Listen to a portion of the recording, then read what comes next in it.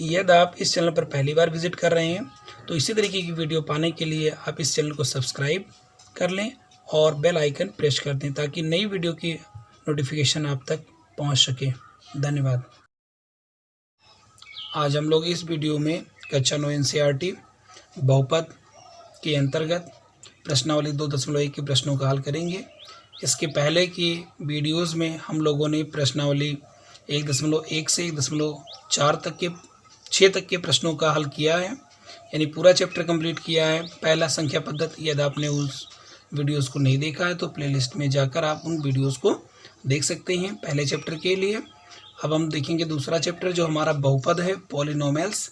बहुपद किसे कहते हैं और इसकी घात क्या होती है, फिर इनके प्रश्नों को हम हल करेंगे। तो पहले देखें बहुपद क्या होता है। बड़े आसान शब्दों में बहुपद किसे कहते हैं, एक या एक से अधिक पद जिनके चर की घात शून्य या धन पूर्णांक हो को बहुपद कहते हैं।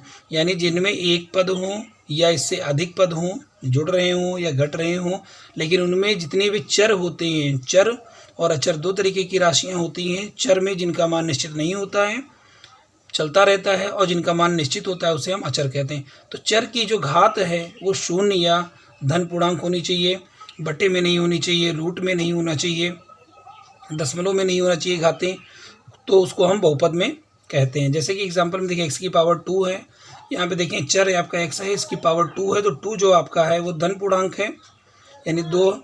यहाँ पे देखें तो x की पावर 3 है, और अगर इसमें पूछा जाए कि इसमें x की पावर कितनी है, तो किसी भी अचर में चर की जो घात होती है वो शून्य होती है। अभी हम आगे देखेंगे। x की पावर 2 है, यहाँ पे x की पावर 1 है, तो 2 भी और 1 भी आपका ये धन पूर्णांक है, इसका मतलब ये बहुपद है। x की पावर यहाँ 1 है, ये भी आपका धन पूर्णांक है। यहाँ 5 देखें तो 5 को हम लिख सकते हैं 5 इंटू एक्स की पावर 0, क्योंकि x की पावर 0 का जो मान होता है वो 1 होता है। तो 5 को 5 गुणे 1 यानी 5 करने 5 लिख सकते हैं, x की पावर 0। यहाँ पे देखें तो चर की घात शून्य है, हमने यहाँ पे लिख रखा है चर की घात शून्य भी होगा तब भी इसको कहेंगे, यानी 5 जो आपका है वो भी आपका बहुपद है। बहुपद की घात के बारे में देखें तो किसी बहुपद की अधिकतम घात x की बड़ी घात, यानी जो x की बड़ी घात होगी उसी को उस बहुपद की घात कहते हैं। जैसे कि बहुपद दिया हुआ है x plus x cube plus 5 में चर की बड़ी घात, यानी इसमें चर x है तो x की बड़ी घात कौन सी है, 3 है। यहाँ पे इसमें आपका 1 है, इसमें आपका चर की घात 0 है, लेकिन 1, 3 और 0 में सबसे बड़ी संख्या कौन सी होगी, 3 होगी, इसीलिए इसकी घात 3 है, यानी 3 है, अतः बहुपद की घात 3 होगी। इस तरीके से प्रश्नावली हम देखेंगे अब प्रश्नावली 2.1 के प्रश्नों को, और इसको हम लोग हल करेंगे। निम्नलिखित व्यंजकों में कौन कौन एक चर में बहुपद है और कौन कौन नहीं, कारण के साथ अपने उत्तर दीजिए। देखिए बहुपद जो होता है वो एक चर में भी बहुपद होता है, 2 चर में भी बहुपद होता है, 3 चर में भी बहुपद होता है। तो यहाँ पे पहले हम बहुपद के बारे में देख लें। ये आपका देखिए x की पावर 2 है, x की पावर 1 है, और इसमें x की पावर जो है वो शून्य है, इसका मतलब शून्य है, 1 है, 2 है। पावर की बात हम कर रहे हैं चर की, सभी के सभी आपके यहाँ पे 2 और 1 धन पूर्णांक है और शून्य आपका है ही है, तो इसीलिए इसको हम कह देंगे हाँ ये बहुपद है।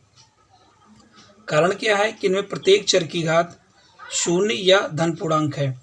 दूसरे क्वेश्चन पे देखेंगे y की पावर 2 है और √2 की अगर हम बात करें तो √2 में जो चर होगा वो आपका x या y जो भी लिख सकते हैं। यहाँ y है तो y ही लिखें, तो y की पावर 0 आप कर सकते हैं, इसका मतलब 2 है और 0 है, तो इसका मतलब ये भी आपका बहुपद है, ये एक चर में बहुपद है, यह भी आपका एक चर में बहुपद है। तीसरा देखते हैं यहाँ पे 3√t + t√2, तो इसको थोड़ा सा देख लेंगे आप। 3 और √t का मतलब होता है t की पावर 1/2 और प्लस t√2। इसमें देखिए तो t की पावर 1/2 है, इसमें t की पावर 1 है, लेकिन यहाँ पे तो धन पूर्णांक है, लेकिन यहाँ पे धन पूर्णांक नहीं है, 1/2 दिया हुआ है, अर्थात ये बहुपद नहीं होगा। चौथा देखते हैं, यहाँ पे लिखा हुआ है y + 2 इंटू y की पावर, अगर ऊपर ले जाएंगे, पिछले चैप्टर में आप पढ़ चुके हैं कि अगर 1/y लिखा है तो इसको आप y की पावर -1 भी लिख सकते हैं। यहाँ देखिए तो यहाँ पे घात आपकी 1 है, लेकिन यहाँ पे -1 है, ये ऋण पूर्णांक है, इसीलिए ये बहुपद नहीं होगा। अगर इतना ही होता तो ये बहुपद माना जाता, लेकिन दोनों दिया हुआ है, इसका मतलब इसके कारण ये बहुपद नहीं होगा। इसमें देखें तो ये बहुपद तो है क्योंकि यहाँ पे 10 पावर है, 3 पावर है, 50 पावर बहुपद है, लेकिन यहाँ पे x है, y है और t है, 3 चर दिए हुए हैं, तो 3 चर का ये बहुपद है, लेकिन बहुपद इसको कहेंगे आप। ये 3 चर का बहुपद हो जाएगा। अगला क्वेश्चन हम देखते हैं, क्वेश्चन नंबर 2 हमारा है। इसमें आपको देखना निम्नलिखित में से प्रत्येक में एक्स स्क्वायर का गुणांक लिखिए। अब एक्स स्क्वायर का गुणांक क्या होता है, तो एक्स स्क्वायर के पहले अगर कोई गिनती लिखी हुई है, एक्स स्क्वायर कितनी बार है, उसी को हम एक्स स्क्वायर का गुणांक कहते हैं। अगर एक्स का गुणांक पूछेंगे तो एक्स कितनी बार लिखा हुआ है, एक्स के पहले कौन सी गिनती लिखी है, तो उसी को हम एक्स का गुणांक भी कहेंगे। तो यहाँ पे पूछा है एक्स स्क्वायर का गुणांक, यानी एक्स स्क्वायर के पहले कौन सी गिनती है। तो यहाँ पे देखें एक्स स्क्वायर के पहले कोई गिनती नहीं लिखी हुई है, यानी कि कोई नहीं लिखी, यानी ये एक बार है। तो इसका जो गुणांक होगा इसमें लिख सकते हैं कि एक्स स्क्वायर का जो गुणांक है यहाँ पे इस बहुपद में, तो एक्स स्क्वायर का गुणांक यहाँ हो जाएगा 1। यहाँ पे एक्स स्क्वायर का गुणांक -1 है, इस वाले में आप एक्स स्क्वायर का गुणांक देखेंगे तो ये आपका गुणांक हो जाएगा -1। इसमें देखिए एक्स स्क्वायर का गुणांक आपका π/2 है, इसमें एक्स है ही नहीं, तब क्या होगा, इसमें आप लिख सकते हैं एक्स स्क्वायर लिख सकते हैं एक्स स्क्वायर के पहले, लेकिन इसका गुणांक आप 0 करेंगे। स्क्वायर को 0 से मल्टीप्लाई करेंगे तो 0 हो जाएगा। यानी अगर इसमें पूछ भी लिया इन्होंने कि स्क्वायर का गुणांक बताओ, तो इसमें एक्स स्क्वायर का गुणांक क्या होगा, 0 होगा। इस वाले क्वेश्चन में आप ऐसे भी कर सकते हैं एक्स स्क्वायर का गुणांक, जिसमें उपपद है ही नहीं और गुणांक अगर पूछा जा रहा है तो आप कहेंगे उसका गुणांक 0 है। चलिए क्वेश्चन नंबर 3 हम देखते हैं। तो क्वेश्चन नंबर 3 हमारा 35 घात के द्विपद परमीय का और 100 घात के एक पदी का एक उदाहरण दीजिए। तो यहाँ पे हम लिख देंगे पहले 35 घात के द्विपद, यहाँ पे परमीय है, बहुपद लिखना है आपका, द्विपद बहुपद का देना है एग्जाम्पल। तो द्विपद बहुपद जो होगा आपका, यानी जिसमें 2 पद हों, ऐसा बहुपद जिसमें 2 पद हों लेकिन घात उसकी 35 हो, तो आप लिख सकते हैं x की घातें 35, और इसके अलावा कुछ भी आप इसके आगे लिख दें, लेकिन बस 35 घात से छोटी होनी चाहिए।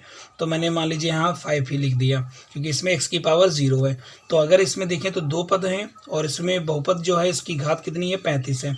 ऐसे ही आप 100 घात के एक पदी को लिखना है, तो 100 घात के एक पदी बहुपद आपको बताना है। तो एक पदी बहुपद आपका x की पावर आप 100 लिख करके इसको आप छोड़ सकते हैं।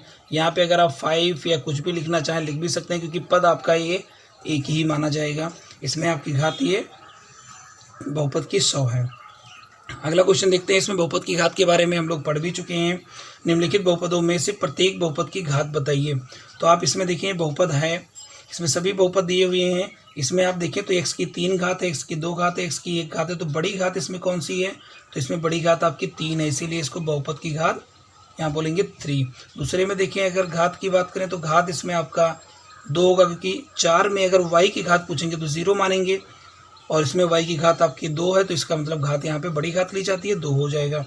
ऐसे ही आप तीसरे क्वेश्चन में देखेंगे घात जो आपका है t की पावर 1 है, और इसमें अगर t की पावर देखेंगे 0 है, तो इसमें घात 1 मानेंगे, और इसमें आपकी घात जो होगी बहुपद की वो मानी जाएगी 0, क्योंकि जितने भी अचर होते हैं कांस्टेंट अकेला है तो उसमें चर की घातें 0 ही होती हैं। अब देखेंगे अगला क्वेश्चन, क्वेश्चन नंबर 5, बताइए कि निम्नलिखित बहुपदों में कौन कौन बहुपद रैखिक है, कौन कौन द्विघाती और कौन कौन त्रिघाती। तो रैखिक बहुपद किसे कहते हैं, जिसमें x की या चर की घात 1 हो उसे रैखिक बहुपद कहते हैं। चर की घात 2 होगी द्विघाती बहुपद कहेंगे। चर की घात 3 होगी तो यानी बहुपद की घात अगर 3 है तो त्रिघाती बहुपद कहेंगे। तो इसमें दिए हैं सारे बहुपद हैं।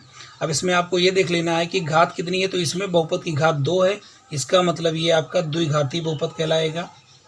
द्विघाती घात की बात हो रही है। इसमें आपकी घात 3 है, इसका मतलब ये आपका हो जाएगा त्रिघाती बहुपद। अगला देखिए इसमें, तो इसमें चर की घात आपकी 2 है, इसमें 1 है और 0 है, यानी कि 2 मानेंगे, तो इसीलिए ये भी आपका द्विघाती बहुपद है। एक बात यहाँ ध्यान देना है कि ये द्विघाती बहुपद तो है, लेकिन अगर पदी पूछे कि कितने पदी हैं तो 3 पदी द्विघाती बहुपद है। यहाँ पे देखें तो ये आपका रैखिक होगा, क्योंकि इसमें आपकी घात जो है वो 1 ही है, x की घात 1 या बहुपद की घात है, इसलिए रैखिक बहुपद बोलेंगे। इसको भी आप रैखिक बहुपद ही कहेंगे, क्योंकि इसमें t की पावर 1 है। ये r² है, यानी इसमें 2 घात है, तो इसका मतलब ये आपका द्विघाती हो जाएगा, द्विघाती बहुपद। और आखिरी यहाँ पे ये आपका हो जाएगा त्रिघाती, क्योंकि x की पावर 3 है, इसलिए त्रिघाती बहुपद है। इस तरीके से आपकी प्रश्नावली पूरी कंप्लीट हुई। हम देखिए महत्वपूर्ण तथ्य इसमें, बहुपद का मानक रूप, यदि हम बहुपद को उसके बढ़ते या घटते चर की घातों के रूप में व्यवस्थित करें तो वह बहुपद का मानक रूप कहलाता है।